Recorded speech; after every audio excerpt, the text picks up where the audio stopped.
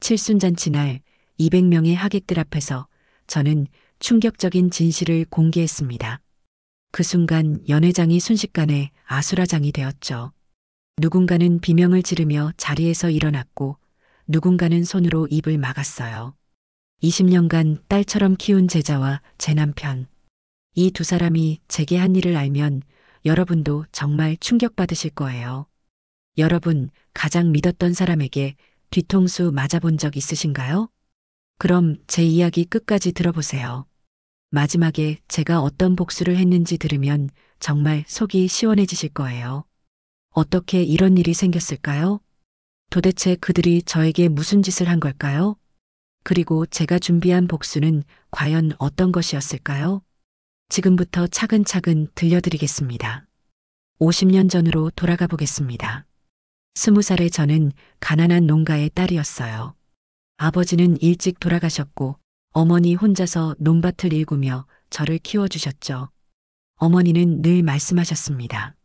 공부를 해야 한다고, 우리 집안에서 처음으로 대학에 가는 사람이 되라고 하셨어요. 그 간절한 목소리가 지금도 귀에 생생합니다. 의대 입학은 기적이었어요. 밤낮으로 공부만 하던 시절, 연애나 친구들과 어울리는 건 꿈도 꿀 수 없었거든요. 의대 6년 내내 새벽 4시에 일어나 시장에서 아르바이트를 했습니다. 생선 비늘을 긁고 야채를 다듬으며 하루 종일 손이 거칠어졌어요. 다른 친구들이 커피숍에서 데이트할 때 저는 시장 바닥에서 무릎을 꿇고 일했습니다. 손가락 끝이 갈라지고 피가 날 때도 있었어요. 그래도 포기하지 않았습니다. 언젠가는 많은 사람들을 살리는 의사가 되겠다는 꿈 하나로 버텨냈거든요. 겨울에는 특히 힘들었어요. 찬바람이 불어오는 새벽 시장에서 오들오들 떨며 일하던 기억이 아직도 생생합니다. 손이 시려서 펜을 제대로 잡을 수도 없었지만 학교에서는 누구보다 열심히 공부했어요. 졸업 후에는 작은 동네 의원에서 시작했습니다. 겨우 10평 남짓한 공간에 진료대 하나, 약장 하나가 전부였어요. 하루에 환자가 5명만 와도 감사했던 그 시절이네요. 가난한 동네 사람들이 하나둘씩 찾아오기 시작했습니다. 돈이 없어도 진료해드렸어요. 때로는 쌀 한 포기, 배추 몇 포기가 진료비 대신이었죠. 한 번은 한겨울에 아이가 열이 펄펄 끓는다며 할머니가 업고 오신 적이 있었어요. 밤 11시가 넘은 시간이었는데 저는 잠옷 차림으로 뛰어나가 아이를 살펴봤습니다. 폐렴 초기 증상이었거든요. 그날 밤새워 아이를 돌보며 열을 내려줬어요. 할머니는 눈물을 흘리시며 고마워하셨죠. 밤늦게 응급 환자가 오면 달려나갔고 명절에도 쉬지 않고 진료실을 열어두었습니다. 그렇게 10년, 20년이 흘렀어요. 조그만 의원은 어느새 3층 건물이 종합병원이 되어 있었습니다. 환자들이 하나둘씩 늘어가면서 진료실도 확장했어요. 직원들도 고용하기 시작했고 의료 장비도 최신식으로 구비했습니다. 지역에서 제일 믿을 만한 병원이라는 소리를 들었을 때는 정말 뿌듯했어요. 40이 넘어서도 결혼은 생각도 못했습니다. 사랑은 저에게 없는 사치였거든요. 환자들을 돌보고 병원을 키우는 것만이 제 인생의 전부였어요. 동창들은 하나둘씩 결혼해서 아이를 낳고 살았지만 저는 늘 혼자였습니다. 외로웠지만 후회하지는 않았어요. 제가 선택한 길이었으니까요. 그런 제게 운명 같은 만남이 찾아왔습니다. 그때는 정말 행복할 거라고 믿었는데 그게 제 인생 최대의 실수가 될 줄은 몰랐어요. 48살 되던 해가을이었습니다. 단풍이 곱게 물든 어느 날 한 남자가 진료실 문을 열고 들어왔어요. 43세 그는 키가 크고 단정한 외모에 부드러운 미소를 지니고 있었습니다. 감기 때문에 왔다고 하더군요. 목소리마저 따뜻했어요. 진료를 마치고 나서 그가 말했습니다. 이 동네 사람들이 선생님을 얼마나 사랑하는지 밖에서도 다 들린다고 하더군요. 정말 존경스럽다는 말을 하면서요. 그 말 한마디가 제 마음을 흔들었습니다. 평생 인정받고 싶었던 마음, 누군가에게 사랑받고 싶었던 마음이 꿈틀거렸어요. 48년을 혼자 살아온 제게는 너무나 달콤한 말이었거든요.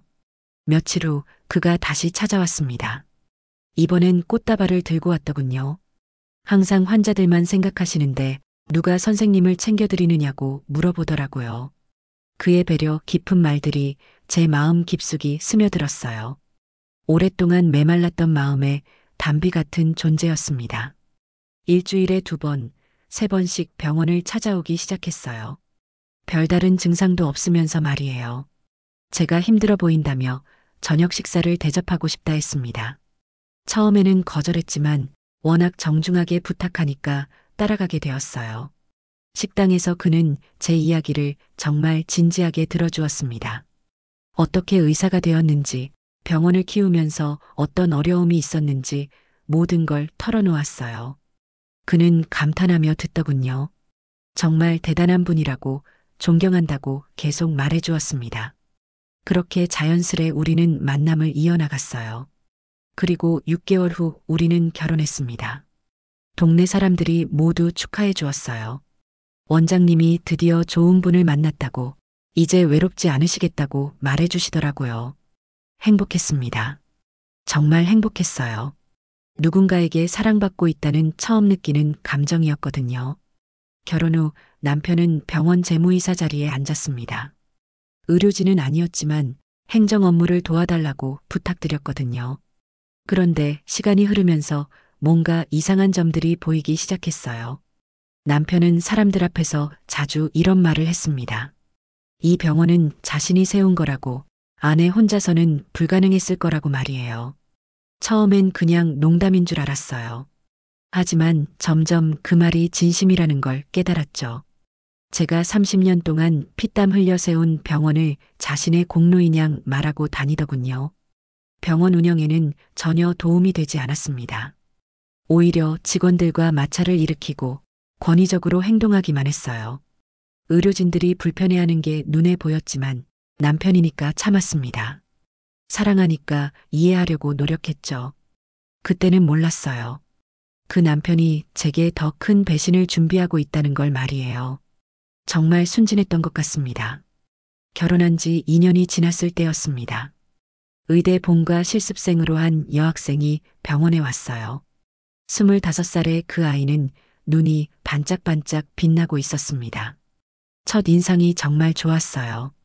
밝고 당찬 성격이었거든요. 며칠 지켜보니 환자들에게 친절하고 일도 성실하게 했어요. 다른 실습생들과는 뭔가 달랐습니다. 진짜 환자를 위하는 마음이 느껴졌거든요. 어느 날 그 아이가 제 방에서 울고 있는 것을 발견했습니다. 무슨 일이냐고 물어봤더니 등록금이 부족하다고 하더군요. 부모님도 안 계시고 장학금만으로는 부족하다면서 눈물을 글썽이고 있었어요. 그 순간 젊은 시절의 제 모습이 떠올랐습니다. 가난하지만 꿈을 포기하지 않았던 그때가 말이에요. 시장에서 아르바이트하며 등록금을 마련했던 제 모습과 너무 닮아 있었어요. 그날부터 그 아이를 딸처럼 돌보기 시작했습니다. 등록금은 물론이고 생활비까지 지원해 주었어요. 좋은 전공의 프로그램에 들어갈 수 있도록 추천서도 써줬고 전문의 시험 준비도 도와줬죠. 그 아이는 정말 노력했어요. 제가 가르쳐 준 것들을 하나도 놓치지 않고 흡수했습니다. 환자들도 그 아이를 좋아했어요. 친절하고 실력도 점점 늘어가니까 당연한 일이었죠. 전공의 과정을 마치고 전문의가 된 후에도 저희 병원에 남았습니다. 다른 큰 병원에서 스카우트 제의가 와도 거절하더군요. 선생님 곁에서 더 배우고 싶다고, 이 병원이 자신의 집 같다고 말하면서요. 그런 말을 들을 때마다 정말 뿌듯했습니다. 아이가 없었던 저에게는 딸을 얻은 기분이었거든요. 병원 직원들도 그 아이를 좋아했어요. 원장님의 제자라고 하면서 존경의 눈빛으로 바라봤죠. 오랜 시간이 흐른 뒤 그 아이는 46살이 되어 부원장까지 올랐습니다. 제가 은퇴하면 병원을 맡길 생각이었거든요. 우리 병원의 미래는 너가 이어가야 한다고 진심으로 말했었어요. 그런데 왜 이런 일이 벌어진 걸까요? 제가 딸처럼 키운 그 아이가 어떻게 저를 배신할 수 있었을까요? 20년 동안 베풀었던 모든 사랑과 지원이 허사가 된 순간이었어요. 지금 생각해보면 그 아이도 처음부터 나쁜 마음이었던 건 아닐 거예요. 누군가의 교묘한 유혹에 넘어간 거겠죠. 그 누군가가 바로 제 남편이었다는 게 더 충격적이었어요. 이제 그 끔찍한 이야기를 해드려야겠네요. 정말 듣기만 해도 화가 나실 거예요. 남편은 나이가 들어서도 여전히 잘생겼습니다. 사교성도 뛰어나고 말솜씨도 좋았어요. 그런 남편이 제자에게 관심을 보이기 시작한 건 2년 전부터였습니다. 처음에는 단순한 업무 미팅인 줄 알았어요. 병원 운영에 대해 상의할 게 있다면서 제자를 따로 부르는 일이 잦아졌거든요. 제자도 재무이사님의 부름이니까 응할 수밖에 없었겠죠. 하지만 남편은 교묘하게 제자를 유혹하고 있었어요. 이 병원은 자신이 세운 거라고, 원장님은 곧 은퇴할 거라고 말하면서요. 후계자는 당연히 너여야 한다고 달콤한 말로 꼬드겼습니다. 하지만 그러려면 자신의 사람이 되어야 한다고, 자신이 뒤에서 밀어줘야 한다고 말이에요. 제자는 처음에는 거부했습니다. 그런 말씀 마시라고 원장님께서 들으시면 어떻게 하냐고 말했다더군요. 하지만 남편의 감언이설은 계속되었어요. 원장님은 나이가 많다고 이제 은퇴할 때라고 말하면서요. 병원 운영도 점점 힘들어한다고 거짓말까지 보탰습니다. 몇 달이 지나면서 제자의 마음이 흔들리기 시작했어요. 권력에 대한 욕심을 자극하는 말들이었거든요.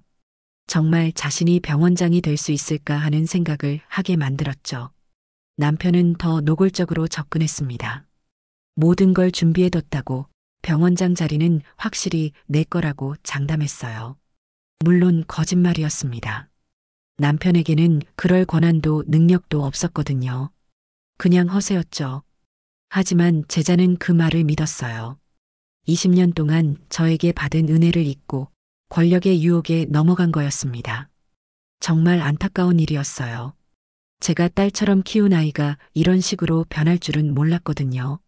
결국 두 사람은 불륜 관계로 발전했습니다. 호텔에서 만나고 달콤한 말들을 주고받았어요. 그리고 예상치 못한 임신까지 하게 되었죠. 45세의 나이에 불륜으로 임신한 거예요. 남편은 오히려 이 상황을 즐기고 있었습니다.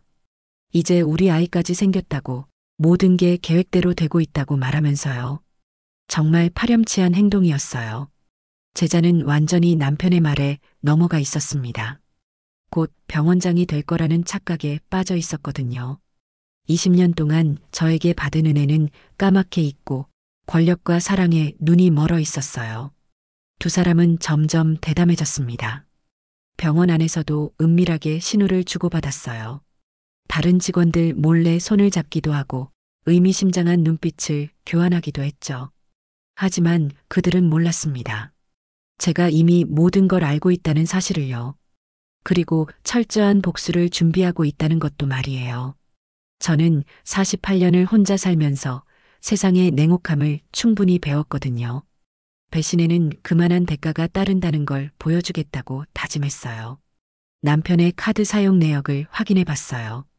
병원 근처 호텔에서 자주 결제가 이루어지고 있었습니다. 회식 때문이라고 둘러댔지만 시간대가 이상했어요. 오후 2시, 3시에 호텔을 이용한다는 게 말이 되나요? 그것도 일주일에 2번씩이나 말이에요. 의심이 확신으로 바뀐 건 CCTV를 확인하고 나서였습니다. 병원 주차장 영상을 살펴보니 남편과 제자가 함께 나가는 모습이 여러 번 찍혀 있었어요. 그것도 점심시간에 몰래 빠져나가는 모습이었죠. 둘이 함께 차에 타고 어디론가 가는 장면도 있었어요. 더 충격적인 건 둘의 문자 메시지였습니다. 서로를 그리워한다는 달콤한 말들이 가득했죠. 가장 충격적인 건 임신 얘기였어요. 우리 아기는 잘 있지. 태명도 지어봤다는 내용을 봤을 때는 정말 온몸이 떨렸습니다. 제가 딸처럼 키운 그 아이가 제 남편의 아이를 임신했다니요. 그 순간 분노보다는 차가운 냉정함이 스며들었어요. 눈물도 나지 않았습니다. 그냥 차가운 분노만 가슴속에서 끌어올랐죠. 이들에게 똑같이 갚아주겠다고 다짐했어요. 복수는 치밀하게 계획되어야 했습니다. 감정적으로 행동하면 안 되었거든요. 제대로 된 증거를 모아서 완벽하게 무너뜨리겠다고 결심했어요. 몇 달 동안 증거를 수집했습니다. 호텔 CCTV, 문자 메시지, 통화 기록, 카드 사용 내역까지 모든 것을 확보했어요. 사립 탐정까지 고용해서 더 확실한 증거들을 모았죠. 둘이 호텔에 들어가는 장면, 나오는 장면, 심지어 키스하는 장면까지 모든 걸 동영상으로 찍었어요. 칠순잔치 준비를 하면서도 마음은 차가웠습니다. 이날이 너희들 인생이 끝나는 날이 될 거라고 생각했거든요. 축하 영상 대신 불륜 증거 영상을 준비했어요.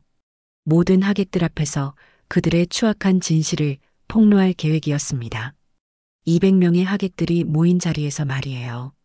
병원 직원들, 동료 의사들, 지역 인사들 모두가 보는 앞에서 그들의 추악한 모습을 공개하겠다고 다짐했어요. 복수는 완벽해야 했습니다. 한 번의 기회로 모든 걸 끝내야 했거든요. 제가 70년을 살면서 쌓아온 신뢰와 명성을 이용해서 그들을 완전히 무너뜨리기로 결심했어요. 드디어 그날이 왔습니다. 화려하게 장식된 연회장, 축하하러 온 많은 하객들. 모든 것이 완벽해 보였어요. 하객들이 하나둘씩 모여들었습니다. 병원에서 함께 일하는 의사들, 간호사들, 행정직원들까지 모두 와주었어요. 지역의 유지들과 동료 의사들도 축하하러 왔죠. 제 인생에서 가장 화려한 순간이었습니다. 남편과 제자도 다른 사람들처럼 웃고 있었어요. 마치 아무 일도 없었던 것처럼 말이죠. 남편은 하객들에게 와주셔서 감사하다 인사를 나눴습니다. 제자는 임신한 배를 살짝 가리며 사람들과 대화하고 있었죠. 연회가 시작되고 축하 인사말들이 이어졌어요. 케이크 커팅 세리머니도 있었고 꽃다발 증정식도 있었죠. 모든 게 순조롭게 진행되고 있었습니다. 사회자가 마지막 순서라며 말했어요. 가족분들의 축하 영상을 상영하겠다고 했죠. 사람들의 시선이 모두 스크린으로 향했습니다. 그런데 나온 건 축하 메시지가 아니었어요. 남편과 제자가 호텔 로비에서 손을 잡고 걸어가는 모습이 나타났습니다. 연회장이 순식간에 술렁거리기 시작했어요. 어떤 사람은 깜짝 놀라며 주변 사람을 쳤고 어떤 사람은 눈을 비비며 다시 쳐다봤습니다. 다음 장면에서는 둘이 엘리베이터에서 포옹하는 모습이 나왔어요. 그리고 이어진 문자 메시지들이 스크린 가득히 펼쳐졌습니다. 당신이 그리워, 빨리 만나고 싶어라는 내용들이었죠. 우리 아기 때문에 더 조심해야겠다는 메시지도 나왔어요. 연회장이 완전히 아수라장이 되었습니다. 200명의 하객들이 웅성거리며 서로를 쳐다봤어요. 어떤 사람은 손으로 입을 막았고 어떤 사람은 충격의 자리에서 일어섰습니다.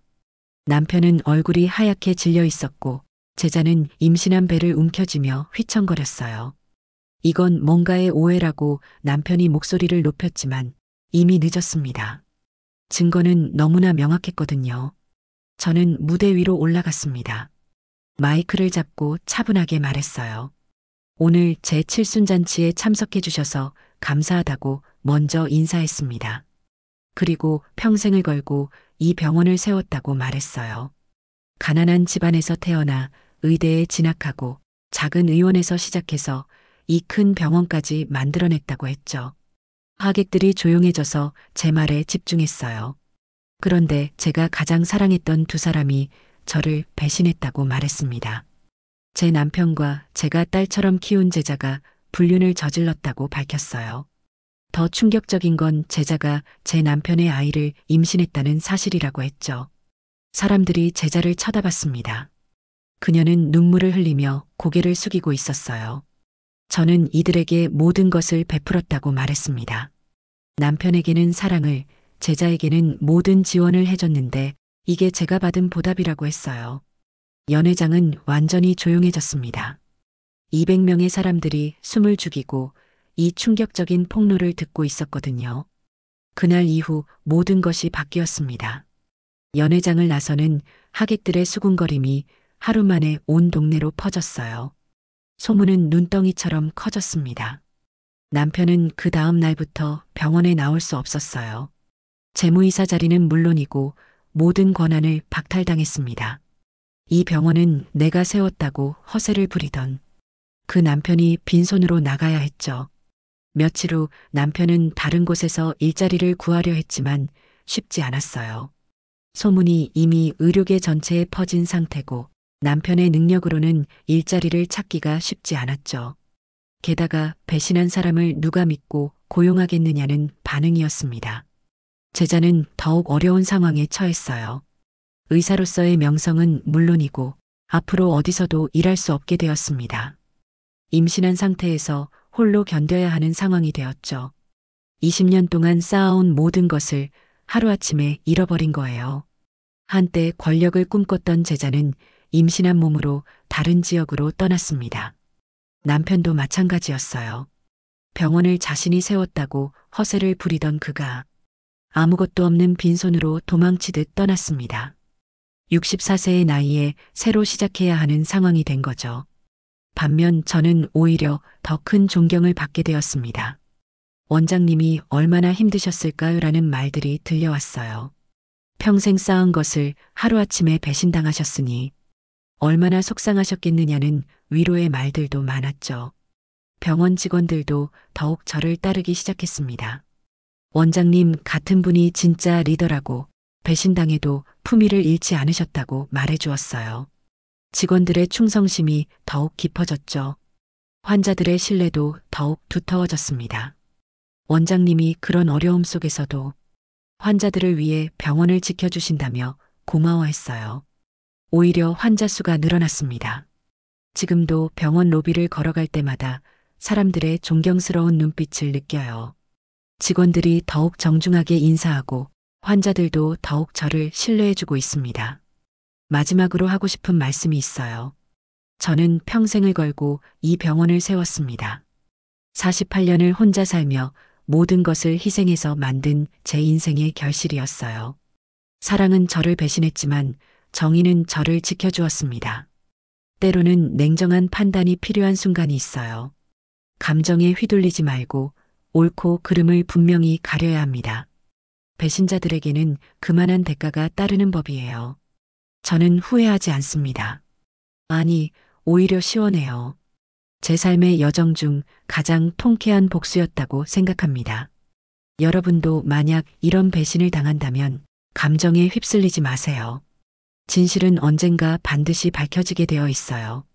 거짓과 배신으로 얻은 것들은 결국 오래가지 못합니다. 정직하게 살아온 사람이 마지막에는 승리하게 되어 있죠. 저는 70년을 살면서 이 진리를 확실히 깨달았습니다.